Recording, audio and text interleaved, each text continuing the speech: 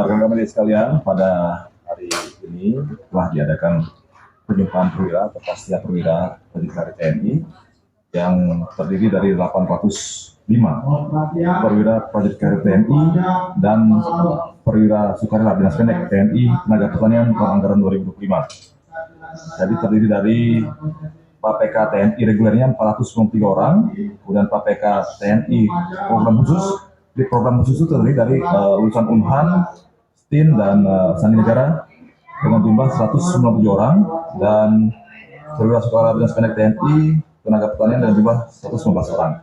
Termasuk tadi juga ada pemberian penganugerahan pada lulusan terbaik, yaitu Letnan 2 CKM Dr. Kevin Kristianto dari Matra Darat, kemudian Letnan 2 Laut Elektro Fadli Asmit ST dari Matra Laut, dan predikat terbaik yang ketiga maksudnya dari Letda Lek Ayumas Konitasyuni Eskom dari Matra Udara. Nah, setelah kegiatan ini mereka akan diserahkan ke matra masing-masing untuk mengikuti pendidikan lanjutan itu sesuai dengan cabangnya masing-masing.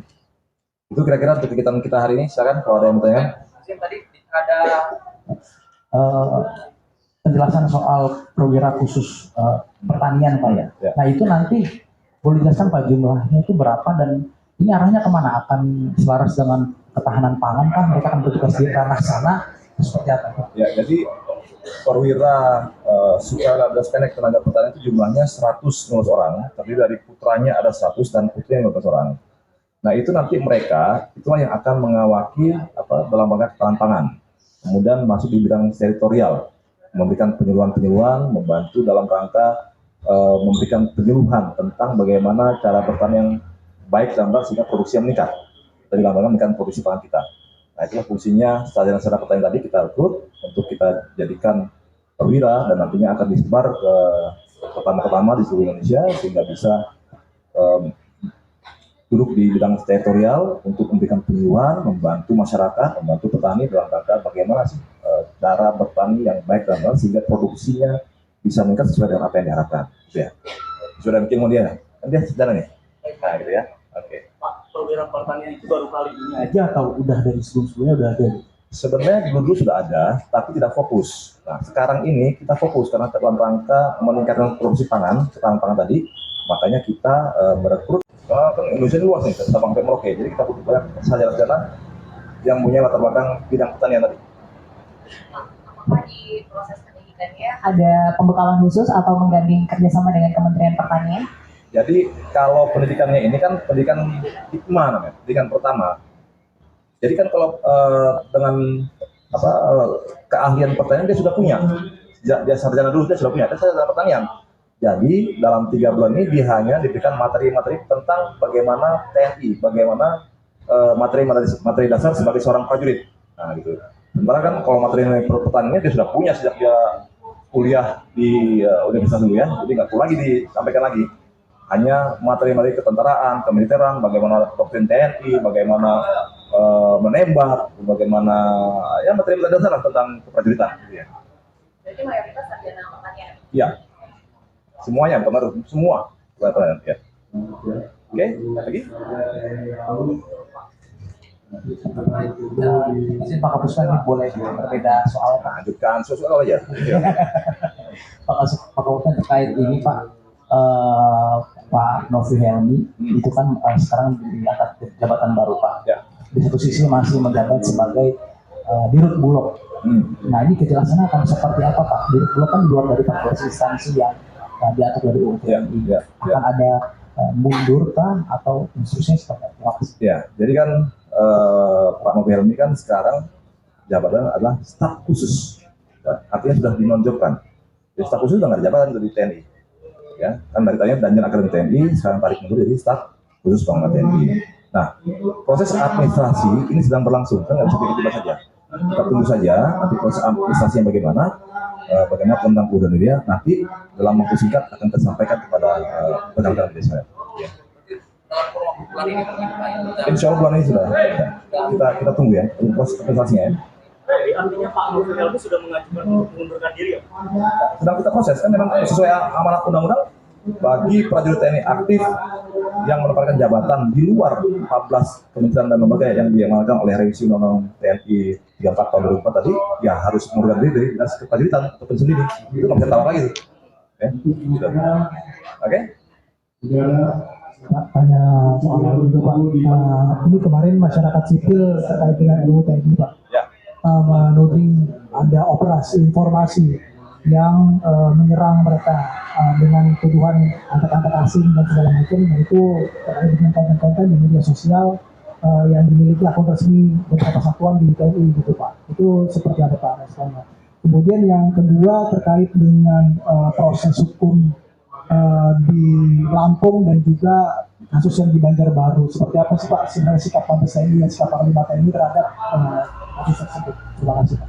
Ya, jadi Panglima TNI sudah memerintahkan kepada saya juga untuk mengecek apa kebenaran dari informasi tadi ya. Apakah memang betul ada admin-admin dari resmi dari TNI yang menyerang tadi, dan lihat sekarang seperti apa sih. Nah, nanti kalau memangnya kita tegur ya, kita kasih hukuman gitu ya. Dan kalau memang ada sesuatu ya kita mohon maaf, nanti kan kita akan mengingatkan dan memperbaiki itu ya. Kemudian masalah proses hukum yang di Lampung ya, artinya kan kemarin sudah disampaikan tersangka-tersangkanya dari petunjuk dari Panglima, kita tunggu saja proses investigasi pendidikan dan penyidikan dan belum selesai. Nanti kalau memang betul terbukti bersalah dan betul-betul dia melakukan itu sesuai hasil scientific investigation dan sebagainya yang telah dikembangkan oleh tim investigasi, ya kita hukum seberat-beratnya gitu. Nggak ada ngapain kita lindungi.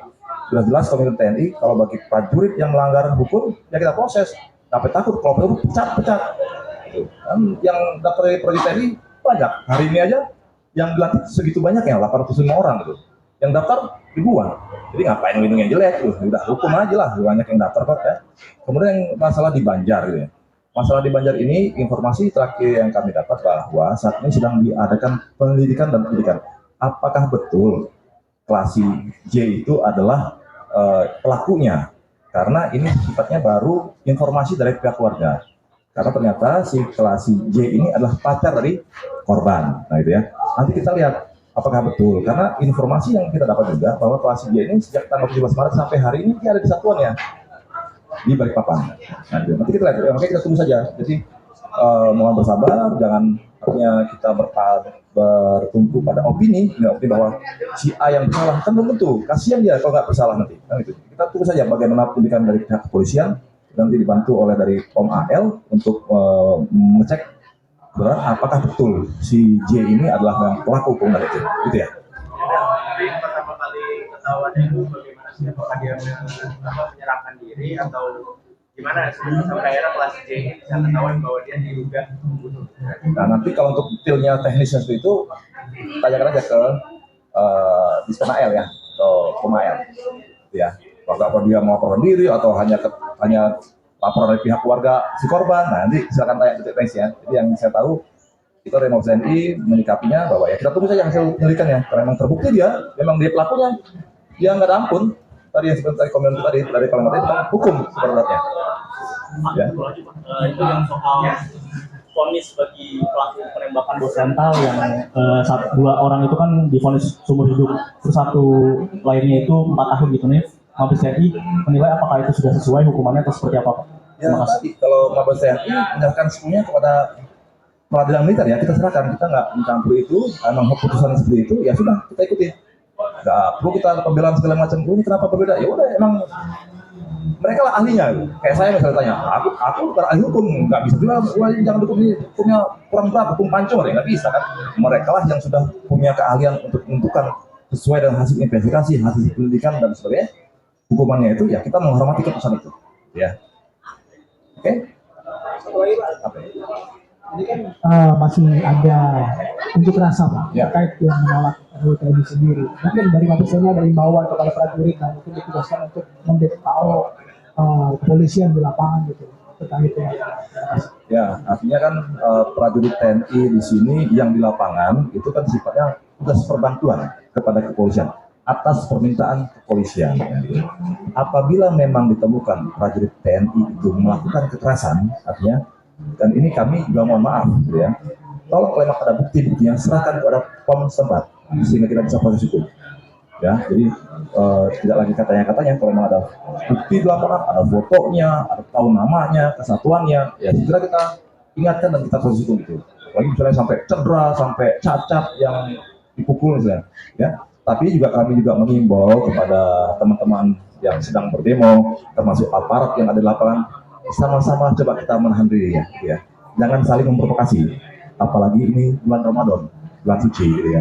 Harusnya bisa saling kita menjaga diri sehingga bisa para teman-teman tadi yang berdemo itu bisa menyatakan pendapatnya ya, secara baik, secara lancar, tanpa harus mencederai, tanpa harus merusak. Ya, apalagi sekarang kita mau lebaran nih, bermaaf-maafan ya. Ya, itu aja kira-kira teman-teman. Ada lagi?